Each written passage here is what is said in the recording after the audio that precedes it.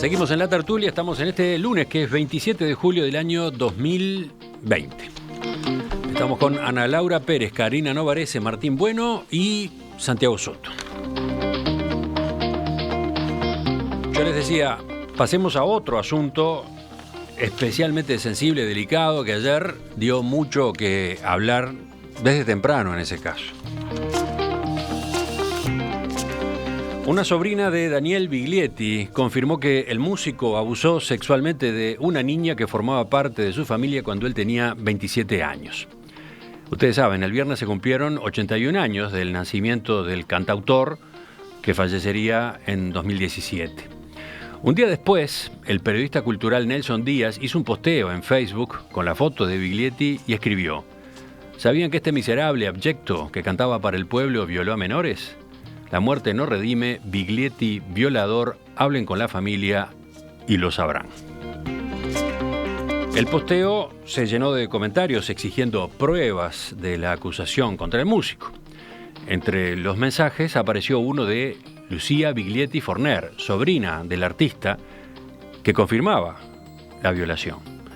Que no se pueda defender no quita que desgraciadamente es verdad, escribió. Minutos después, ella misma agregó un largo texto donde relató que su tío, a la edad de 27 años, abusó sexualmente de una integrante de la familia cuando ésta tenía 10. Según su relato, a raíz de aquel hecho, ella, sus padres y sus hermanos cortaron todo vínculo con el músico. La sobrina de Biglietti dijo que su lado de la familia jamás fue cómplice de tal aberración, pero no llevó el caso a la justicia porque la propia víctima nunca quiso denunciar. Cuando nos han preguntado por él, hemos contado muchas veces lo que sucedió. Nunca nos preocupamos en cuidar su imagen o en no manchar el apellido, como sí lo hizo otra parte de mi familia, escribió. Hay mucha gente que lo sabe, de hecho, quien era su esposa en ese momento lo supo por boca de él y se separó de inmediato, agregó Lucía Biglietti Forner. Y aclaró: hablo de este tema por única vez. El que quiera creerlo bien y el que no, en su derecho está. Luego borró su cuenta de Facebook. Por otro lado, el periodista Leonardo Abercon recordó que Cedar Biglietti, hermano menor del cantautor, ya había hecho referencia a un episodio de violación dentro de la familia, aunque sin dar detalles. Concretamente, en un posteo en Facebook en 2017 puso: muchos uruguayos se sorprenderían de un secreto que ha protegido a un abusador en mi familia. Lamentablemente todos lo ocultan para salvar el apellido. Hasta la víctima lo hace. Y si lo denuncio, me acusarían de mentiroso. Bueno, ¿cómo se ubicaron frente a esta discusión, frente a este señalamiento, que según lo que dice el periodista que lo largó, no es la primera vez que él en particular lo mencionaba?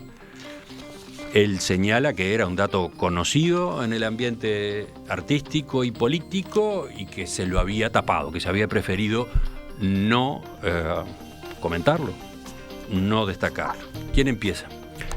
Yo, sí. Ana Laura. A mí me gustaría decir que hay un sujeto omitido en todo esto y en general es el sujeto omitido en estos procesos y es la víctima. Me parece que primero me parece muy, muy triste que este comentario del hermano, donde dice que la víctima lo ocultó. La víctima es la dueña de hacer público un abuso y es la que sabe si está preparada para transitar por todo esto que está pasando ahora. Estamos hablando de una mujer que probablemente tenga 50 años, que no sabemos cuál es su vida, que no sabemos si quiere, si puede, si está dispuesta o puede sostener pasar por una cosa como esto que está pasando. ¿Sí? Entonces me parece que salir a decir lo ocultó la víctima, la verdad no se hace en este ni en ningún otro caso. Creo también que decir que los periodistas lo ocultamos, yo personalmente no tenía idea, debo vivir en un tupper. No, yo tampoco, nunca había escuchado en mi vida. Pero igual de todos modos voy a salir voy a decir que no es ético hacer una nota sobre un eventual abuso sexual de una persona si la víctima te pide que no lo hagas, si la víctima te pide que hagas silencio, la verdad a mí no me parece mal que lo hagas el silencio. No creo que la víctima es parte fundamental de un proceso como este. Y hay que tener mucho cuidado con esto. Yo, la verdad, mi papá tiene una frase, de sus muchas frases de cabecera, que es: no hay que juzgar intenciones, entonces no lo voy a hacer. Pero no termino de entender por qué un periodista pone en su muro una cosa como esta, en un momento como este, cuando el victimario está muerto. Me parece que si lo que vamos a hacer es convertir todo esto en un botín de una discusión política que no tiene nada que ver con el abuso sexual ni con la situación de las cientos de miles de víctimas que en el Uruguay, por pasar un dato, 1.101 situaciones denunciadas en 2019 de abuso sexual. Si lo que nos importa es eso, esto no ayuda, la manera en la que se maneja no es la mejor. Y si lo que nos importa es eso, no termino de entender cuál fue el sentido, la verdad. Me parece que entonces hay que aprovechar, capaz, es lo que yo intenté hacer, por ejemplo, es hablemos de, ¿no? Tratemos de, ya que tiene visibilidad, de hablar del abuso sexual como problemática en el Uruguay de hoy, que es un problema gravísimo, ¿no? O sea, no es chiquito, ni poco importante, ni ocupa un espacio pequeño en los problemas de los niños del Uruguay. A mí personalmente, la verdad, me faltan elementos para poder hablar de este tema desde cualquier punto de vista. No los tengo. En general, lo que nos dice la teoría es que cuando se sale a hablar de estos temas, y sobre todo en este caso que hay una familiar directa, una sobrina y un hermano hablando, es bastante difícil que sea todo mentira. Por supuesto que puede haber una hipótesis de una venganza, de una cuestión interna, familiar, sí, podría haberla. Pero es bastante difícil que una mujer también salga a hablar de esto solamente por, no sé, cobrar alguna venganza vieja de la familia. Por ese lado, la teoría lo que dice es, yo no podría salir a decir es mentira, pero tampoco con un posteo en una red social de un periodista puedo decir esto es verdad. Realmente yo me quedo por acá. Si es verdad y se ocultó, evidentemente se ocultó a nivel familiar. Fue una decisión familiar que no de ninguna manera voy a decir que está bien, pero bueno, así son las dinámicas, lamentablemente, de estos hechos horrorosos. Generalmente quedan escondidas en la familia por decisiones familiares, y en este caso hubo una decisión familiar, parecería, porque esto sucedió y una parte de la familia no lo aceptó. El único dato anterior a esto que parecería que existía, y lo salió a contar Leonardo Abercorn, si no me equivoco, es que ya se había hablado en el año 2007 de este tema. Yo particularmente se ve que no es mi área de cobertura o nunca lo había escuchado, soy honesta.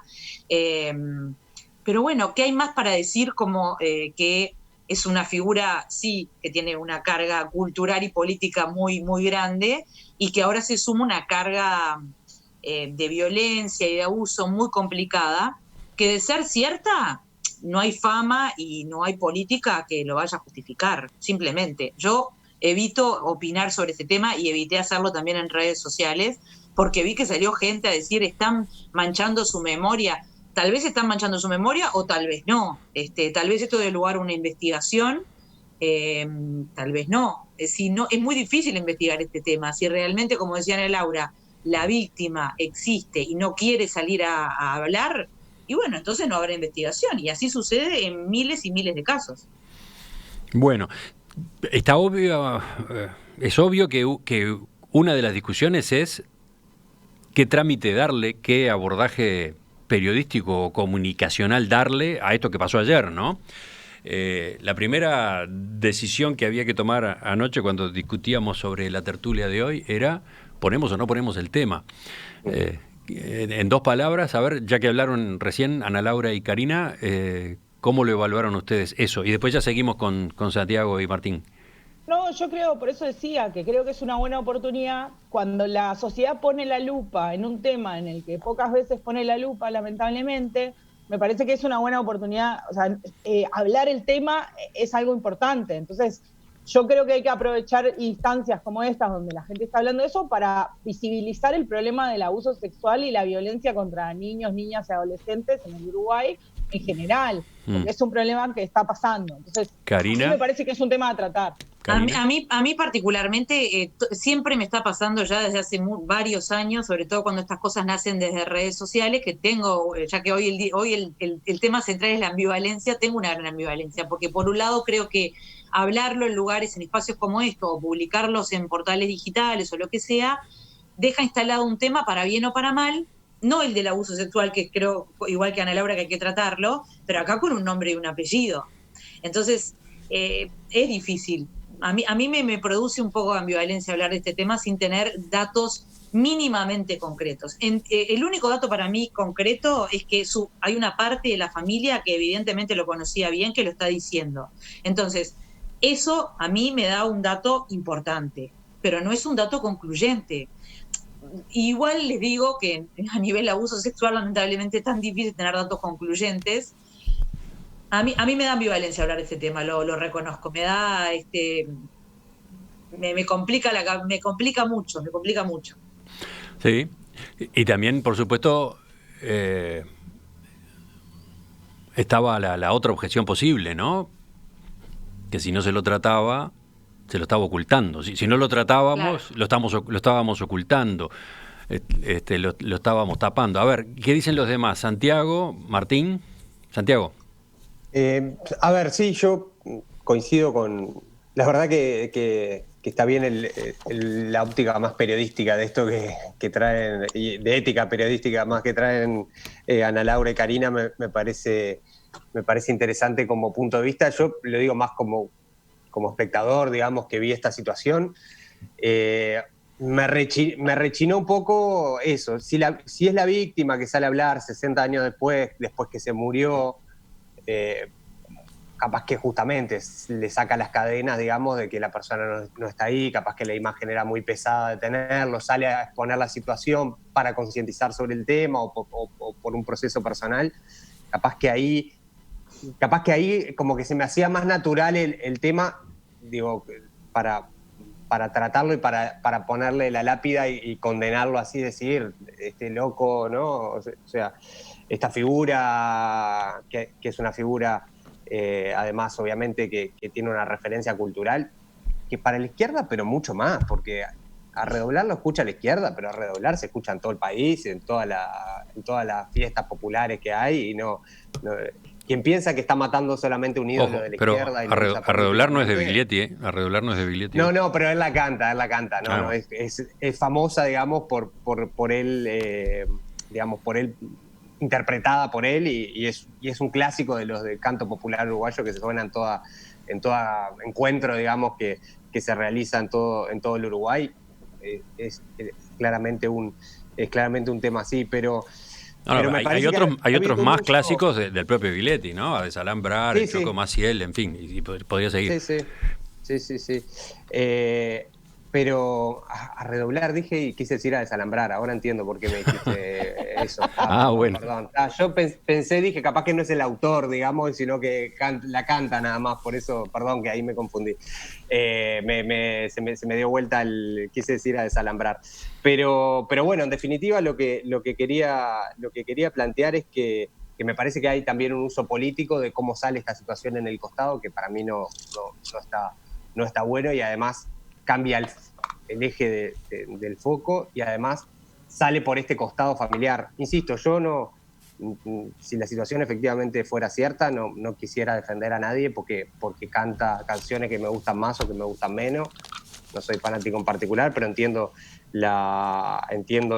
digamos, el lugar central que tiene Biglietti, digamos, dentro de la cultura, digamos, más vinculada para la izquierda, pero realmente no me gustó el tratamiento que se le dio al tema en los medios, y no deja de generarme un conjunto de contradicciones que no me ponen cómodo para ninguno de los lados, y bueno, si la víctima efectivamente quiere salir, si efectivamente fue víctima y si efectivamente quiere salir, y si efectivamente que esté muerto es algo que ahí me parece que es otra cosa, y otra cosa es que sea otro pariente por otro lado sin el consentimiento de la persona, y además hablando sobre una persona que no puede dar su versión de los hechos porque está muerto. O sea, me parece que eso cambia un poco también la perspectiva, pero trataría me parece que por ahí como que no estoy muy claro más... Si el hecho ocurrió, que perdón, si el hecho ocurrió y hay pruebas, si está muerto o no quien lo generó, es lo de menos. El tema es que acá nos están faltando otros elementos, no es solamente que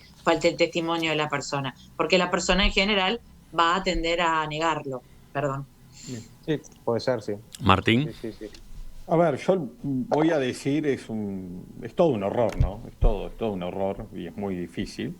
Yo voy a decir lo que diría en cualquier caso de cualquier persona que pasa esto en redes. Hay que tener mucho cuidado con los juicios sumarios en redes sociales. Muchísimo cuidado. ¿Tá? En este caso y en cualquier otro, con un posteo en redes se puede arruinar la vida de una persona. ¿Tá? Y desde dos puntos de vista se la puede arruinar. Se la puede arruinar porque es una falsedad, ¿tá? Pero también se la puede arruinar porque quizás sea cierto, no digo este caso concreto, digo de cualquier otra cosa, pero la sanción que recibe esa persona es absolutamente superior y desmedida, ¿bien?, al acto que cometió. ¿Tá? Entonces hay que tener mucho cuidado con la justicia sumaria de redes sociales, porque es inmediata, automática, la gente pierde trabajo, pierde familia, pierde amigos, pierde entornos, es casi como el exilio social de un día para otro. ¿Tá? Mucho cuidado con eso. Y el otro concepto que me atrevo a decir es, no está bueno en los casos de abuso, en cualquiera de ellos, ¿tá?, que la primer respuesta a quien lo dice es ¿qué pruebas tenés? ¿Tá? Claro. Todos sabemos la complejidad que hay en eso. O sea, el reflejo no puede ser ¿qué pruebas tenés? ¿Tá? Eso hablando del abuso como temática en general. Cuando alguien cuenta, sea la víctima o sea un familiar de la víctima, no me imagino la madre que viene a contar que abusan de su hijo. No podemos preguntarle qué pruebas tenés como algo automático inmediato. Bien, me parece que son los dos conceptos que puedo decir. Cuidado con las redes sociales, ¿tá? Y sí, es un tema muy grave que lo que nos vamos dando cuenta, seguramente también esto tiene que ver gracias con el avance del feminismo en cierto sentido y de ciertas temáticas, que estos temas están mucho más extendidos y son mucho más profundos y que se han ocultado y tapado históricamente de una manera horrible. Y yo quería agregar una por cosa, supuesto, como Martín. se imaginarán, cantidad de mensajes de oyentes. Dice, por ejemplo, Gustavo, no es lindo el tratamiento del tema, pero menos linda es la situación que se está contando. Las cosas se dan y los actores reaccionan y eso no es criticable. Hay varios que señalan que efectivamente, ¿cuántas veces ha ocurrido que la muerte de un protagonista, de alguien que cometió un cierto hecho, libera al entorno, libera a los conocedores de las trabas que tenían y el asunto aparece? Bueno, eso es una línea de mensaje. Ana Laura, ibas tú de nuevo. Yo quería hacer un comentario sobre lo que decía Martín, que estoy muy de acuerdo. En este caso, de los segundos 100%, a lo primero le haría un matiz y es, sí, hay que tener cuidado con los juicios sumarios en redes sociales, por quien es acusado y, de nuevo, insisto, por quien es la víctima, en este caso, que sí está viva y que no eligió que el tema saliera a la palestra pública, al menos no sabemos que lo haya elegido en este momento. Y no sabemos si ella está preparada, si ella habló con su familia, si su familia cercana lo sabe, todo un montón de situaciones. Por eso digo, el tema abuso sexual es sabemos también por qué salta ahora el tema, Ana, ¿no? Bueno, no por sabemos eso. por qué salta el tema. Por eso digo, podría haber saltado en cualquier momento. Claro, pero quiero decir esto, me parece un tema muy complejo para caer en simplificaciones. Entiendo lo que dice el oyente respecto de es un tema horrible, o sea, entiendo a dónde va, pero cuidado, porque uno, o sea, la familia no es la dueña de lo que pasó. El dueño de en qué momento hay que salir a hablar de esto es, insisto, y no lo digo yo, lo dice la gente que estudia el tema y que trabaja en el tema, es la víctima, no el primo, no la tía. Porque esa decisión, porque implica, y en la sociedad en la que vivimos actualmente todavía implica cosas muy jorobadas, acusar a alguien de abuso sexual implica un nivel de exposición muy fuerte, implica pagar precios muy altos, y es la persona que transitó por el momento traumático y horrible la que tiene que decidir si está dispuesta. También. Y hay que ser muy cuidadoso en decir que no se animó, que lo ocultó o que lo que sea. Para mí sería muy distinto si la que hubiera salido ahora hubiera sido la víctima. También es cierto, Ana Laura. Lo decide ella. También es cierto, Ana Laura, y por eso quizás creo que la discusión acá corresponde para pasar en limpio distintas dimensiones de una cuestión como esta. También es cierto, decía, que si en una familia se decide ocultar un hecho como este del que ahora se está hablando, eso implica obviamente que hay varias personas que lo saben, que hubo varias personas que lo supieron, que lo conocieron. Y el pacto de silencio en algún momento se rompe. Entonces, también me parece interesante observar las consecuencias de un pacto de silencio. Tú estás diciendo, quién sabe si la víctima quiere hablar, pero bueno, como se optó por el silencio, también se optó por el riesgo de que en algún momento alguien hablara, de que en algún momento alguien sacara esto. Y por lo visto no es la primera vez que sale, además. Lo que pasa que no había circulado tanto, digamos, ¿no? ¿Me entendés lo que digo? Sí, comparto. Y creo que en los casos de menores de edad es distinto el razonamiento. Creo que ella era una niña, pero ahora es un adulto. Entiendo lo que decís y lo comparto, pero me resulta un poco... O sea, lo que digo es, uno de los principales testigos de la familia que sale a hablar, de nuevo, como dice Karina, no tenemos elementos, o nos faltan muchos elementos, pero no deja de llamarme, o sea, uno de los principales, no digo que al revés, yo siempre le creo a la víctima. Como dice Martín, me cuido mucho de decirle qué pruebas tenés. Por eso digo, estoy 200% de acuerdo. Pero quien sale a contar el relato es alguien que ni siquiera estaba viva en el momento en que los hechos ocurrieron. Entonces, todo esto está teñido por las redes sociales, mezclado con cosas de política que no deberían estar mezcladas. Entonces, al fin de cuentas, lo que me preocupa, y el comentario que lo hago en ese sentido es, a fin de cuentas, termina siendo el abuso sexual de un menor de edad una herramienta más en una dialéctica política, eso sí, una batalla ideológica. Ese aspecto sí, sin duda que es una patología de todo esto. Pero el riesgo de que esto se filtrara, corriera, saliera, sin duda. Estaba intrínseco en el momento en que se decidió taparlo, ¿no? Claro, la pregunta de por qué Díaz sale ahora, yo no la he hecho, no lo conozco, pero estaría bueno hacérsela, ¿no? Porque realmente no sé qué genera eso en una red social, y sobre todo viniendo de un periodista del área. Yo realmente ahí me pierdo. Me parece que hay otras formas de tratar el tema y era lo que hablábamos al principio.